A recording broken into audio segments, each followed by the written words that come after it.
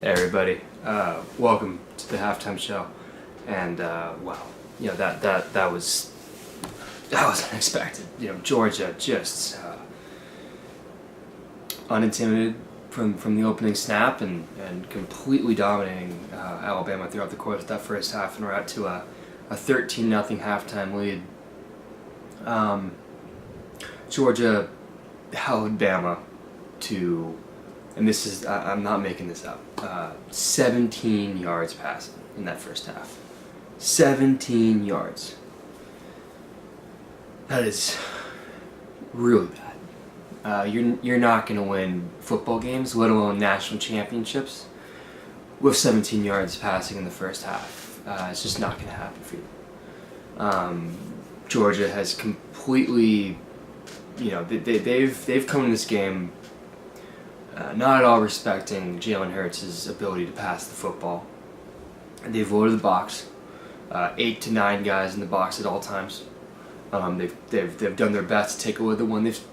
They've still given up some big runs, but mostly they've been Jalen Hurts making plays with his legs, which is his biggest strength. But they've forced Jalen Hurts to beat them with his arm. 17 yards. That's it. He's not beating them. It's not happening. Georgia's done their homework, and Bama looked out of whack in that first half. It's weird for me to say that. Typically in games like this, in championship games, Bama's the team that's locked in, and they're focused, and they don't make mistakes, and they're playing disciplined. They've committed some key penalties. Early in that first half, from their second drive, or I think on their first drive actually, they get the interception from Jake Fromm, and you're thinking, oh boy, here we go. Bama, they're gonna dominate this game. Horrific start for Georgia. They pick off Jake Fromm. They put together some plays and they get it down, and it was about a 35-yard field goal. Kicker knocks it through, but there was a penalty on the field. It was a false start, so that they had to push back 5 yards. Now it's a 40-yard field goal. Kicker missed it, hooked it left by about 10 yards. It was an ugly kick. You knew it was bad from the second he made contact with the ball, and I feel like that just kind of set the tone in this game. That was a big play, a big break for Georgia, and I thought it was psychologically it really affected Alabama. And then for Georgia offensively, there are huge questions about whether Jake Fromm would have any sort of success in this game against this Bama D, and how they'd come out and play it.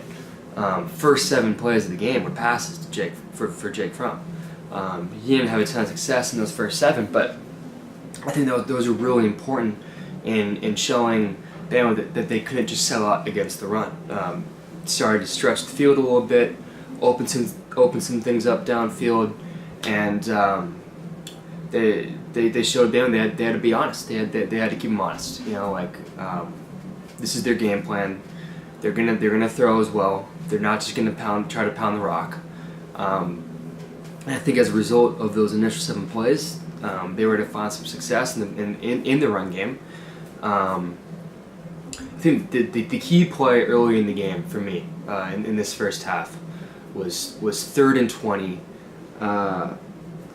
They hand the ball off to Sony Michel.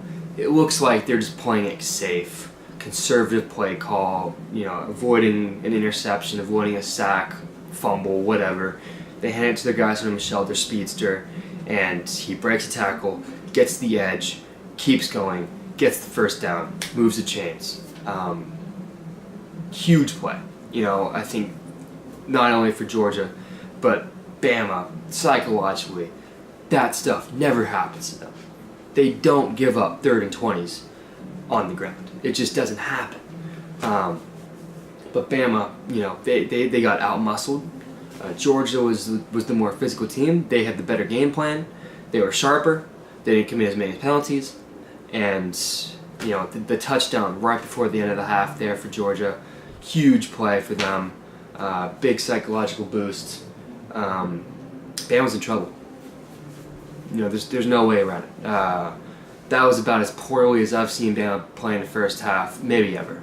I don't think I've ever seen them be shot in the first half before, and held to under 100 yards offense in total in that first half. It was ugly. They really struggled.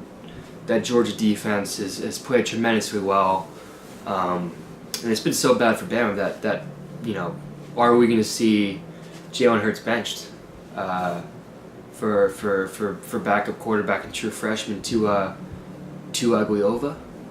Probably butchering his name. I'm sorry. But it's been really ugly, and obviously adjustments are needed for Bama if they want to have any chance. Last thing I will say about this though is as bad as Bama's playing that first half, and it was pretty ugly on both sides of the ball. They're only down by 13. It's a 2-score game. There's still half an hour left in the game. There's a lot of football left to be played. All they need are a couple big plays, and they're back in it. And they get the ball back to start the second half. It's going to be really interesting to see what their new game plan is. Are they going to make a change at quarterback?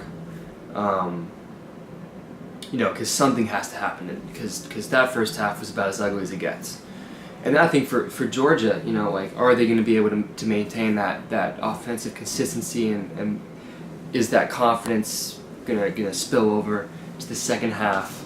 I think they have Alabama right where they want them. They couldn't have asked for much better first half. Can they finish is the question now. They have set the table. They have put themselves in position to win a national championship. Now comes the hard part. Finish it. They have Bama on the ropes. They played a near perfect first half. Can they finish? They're half an hour away from winning a national championship for the first time since 1980. But this is Alabama we're talking about. They've won 4 championships in the past 9 years. They're not going to go away. It's going to be fascinating stuff. I cannot wait to see how it unfolds. And we should be seeing a spectacular end to this game. This has been the Halftime Show. I'm Jed Armour, and can't wait to see how this one finishes out.